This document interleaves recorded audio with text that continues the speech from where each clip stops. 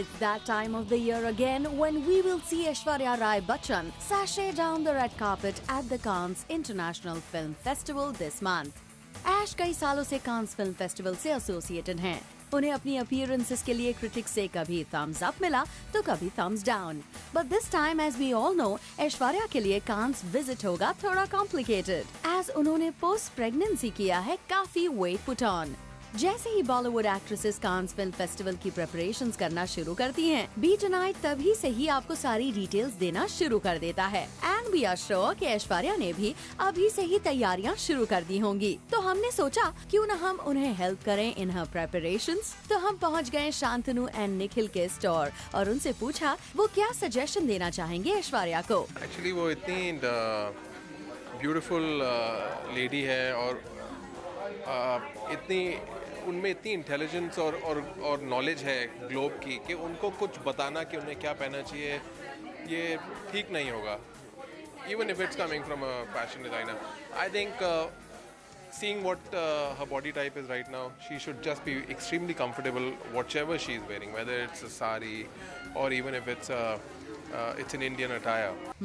So according to Shantanu, she should be wearing lots of happiness. Well, we guess that goes without saying कि ऐश्वर्या खुश तो रहेंगी ही, as we all know she is enjoying her motherhood. तो जहाँ शांतनु को कहना था कि ऐश जो कुछ भी पहने, she should be comfortable, तो वही डिजाइनर रॉकी एस का मानना है कुछ और। I think she should wear saris. They look stunning, and even if you're a little on a heavier side, it yet looks nicer. I'm sure she's gonna go all out for wearing the right kind of clothes, even if she's slightly on a heavier side because of the baby. She really doesn't have to worry. She's Aishwarya.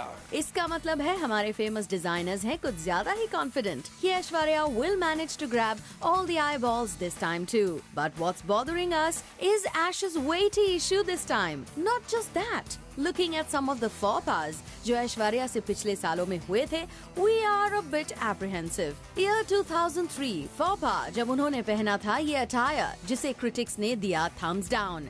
Year 2004 में when she tried to experiment with this cutout dress wherein she was seen showing off her cleavage was again a big faux pas. फिर year 2005 और 2006 की ऐश की appearances रही काफी better.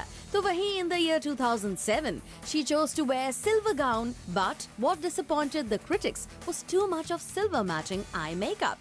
In the year 2009 again she chose to wear the same color, which she teamed up with a weird hairstyle, जिसे critics ने फिर से एक बार दिया thumbs down. वही same weird hairstyle faux pas फिर से repeat किया Ash ने in the year 2010. कई सालों से Ash को मिले criticisms की वजह से Ash का 2011 look रहा काफी pleasant, जिसे critics ने appreciate भी किया. And now comes 2012, where all eyes are set on Mrs. Bachchan. मुश्किल से Ash ने अपने Cannes appearances को इम्प्रूव किया and now that when she got the hang of it, we are afraid कि उनका overweight उनके लुक को खराब न कर दे। फसलमा खान, Zoom, मुंबई।